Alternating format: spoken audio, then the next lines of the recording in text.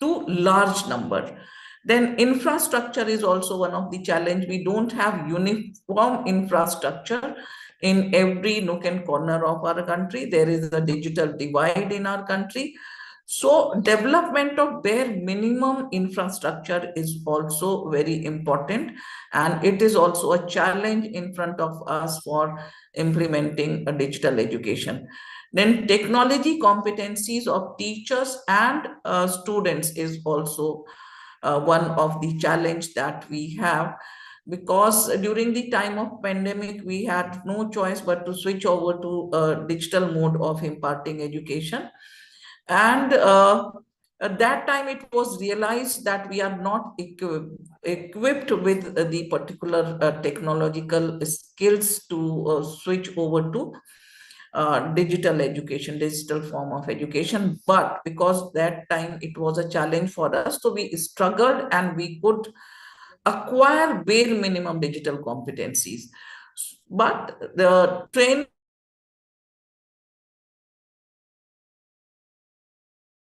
one of the challenge, because we have large number of teachers also, but we are making different initiatives to take this to improve or enhance the digital competencies of teachers.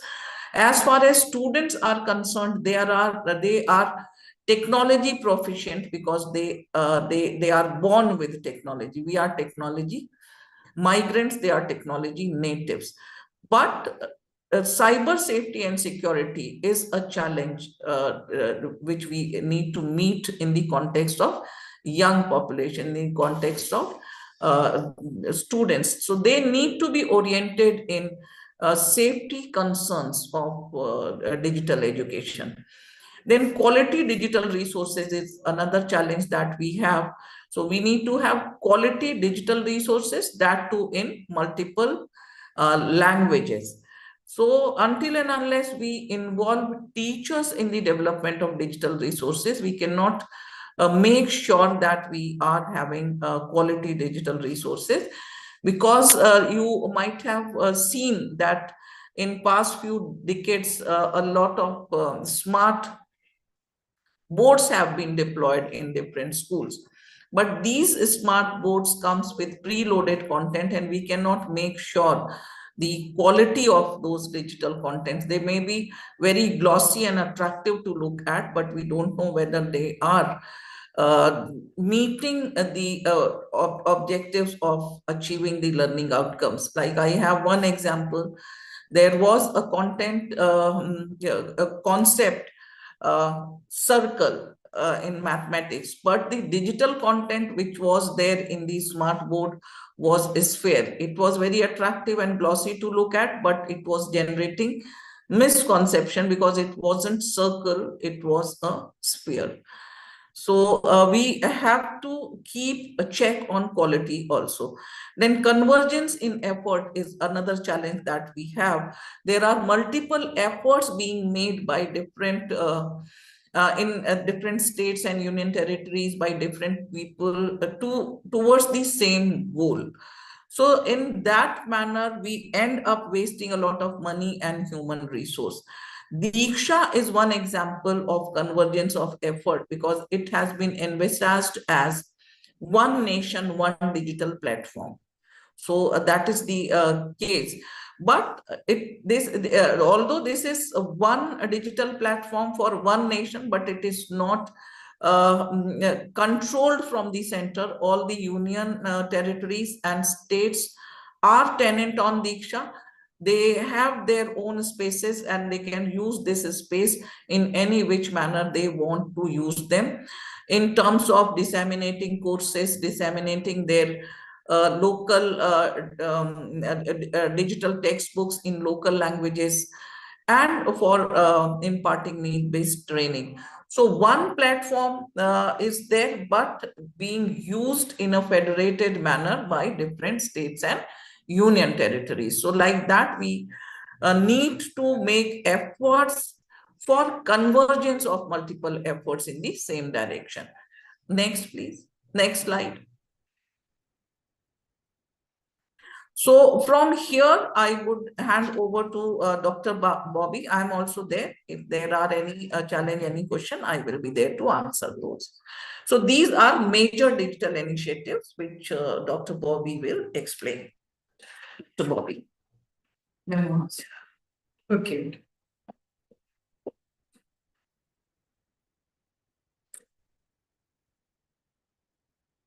Hello.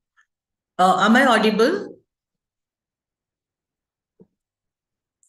Thank you, ma'am, for the nice presentation and the glimpse of digital initiative or the challenges taken by our countries. So here I'm going to tell you about the major digital initiatives so far taken by NCRT and Government of India. So here we can see there are 6 types of initiative. The first one, that is the very popular and umbrella initiative, that is PMA Vidya, and we have a 200.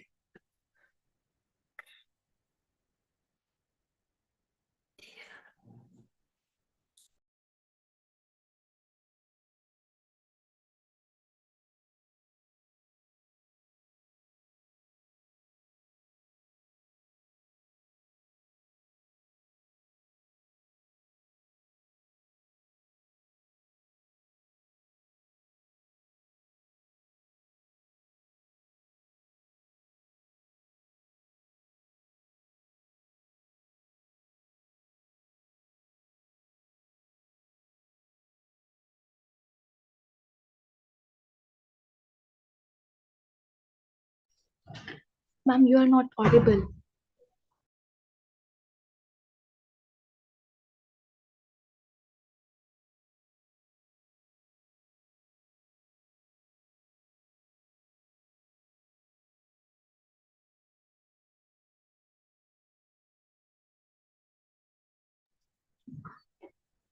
Praveen, ma'am, you are not audible. We can't hear you.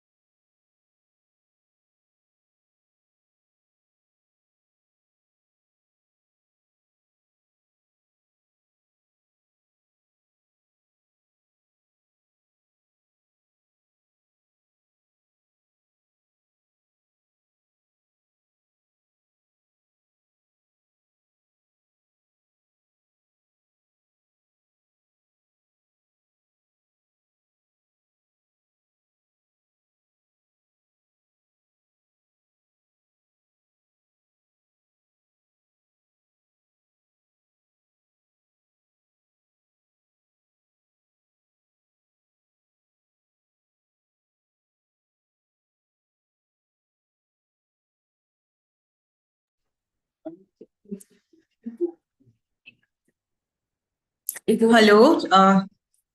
Hello. Now I'm audible. So due Yes, to ma'am, some please technical continue. glitches, I went unmute. So I think now you are able to hear me. Okay, fine. So I was telling about that umbrella program of that our country have taken care. That is a PME Vidya and Diksha and E-Pathshala and Nishtha, Swayam and ICT curriculum. These are the digital initiative that empowering teachers as well as our students to make them digitally competent. Next slide, please.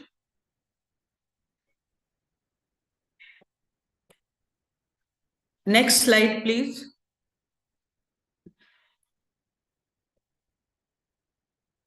So this is PM Vidya in detail. You can see There are the television programs, radio programs, and one Diksha platform, and specially content for Divyang, that is children with special needs, and online courses for school education. So under this PM eVidya program, these various programs are telecasted, broadcasted, and trying to reach out all the citizens, either teachers or various stakeholders and the students.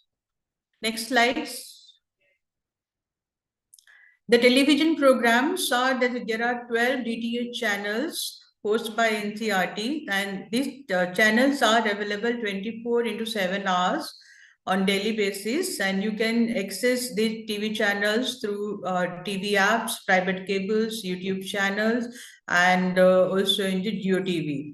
Then there are 11,069 curriculum-based videos so far developed for school education, and Hindi, English, and Indian Sign Language, including vocational education. So you can access all these programs in the Diksha platform, and daily 1 hour live session for each class for doubt clarification, where children can ask their doubts and direct contact with the concerned teachers regarding their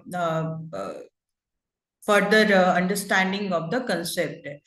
And apart from that, there are IVRS support where students can directly talk to the expert, and they can ask questions and understand their queries concerned to their subject as well as beyond the subject. So next slide. And the DTH channel, that is PM and PM eVidya, you can see here what's the major importance of this PM eVidya DTH channel. These DTH channels are actually developed and dissemination of various educational resources in the form of audio, in the form of video, and in the form of simulation, and trying to reach out all the teachers as well as the students to make them digitally competent. Next slide. So these are the numbers of so far the program telecasted and broadcasted, and live source, and the content developed by NCRT, NIUS, NVS, RILMS, states and UTs. And so far Indian Sign Language, there are more than 4,000 video lessons so far telecasted. Next. And apart from this, one of the feedback mechanisms in PM eVidya, that is called Manodarpan calls, and Manodarpan calls that initiated in January 2023. So various and emails and feedback and various systems are also there. So next slides.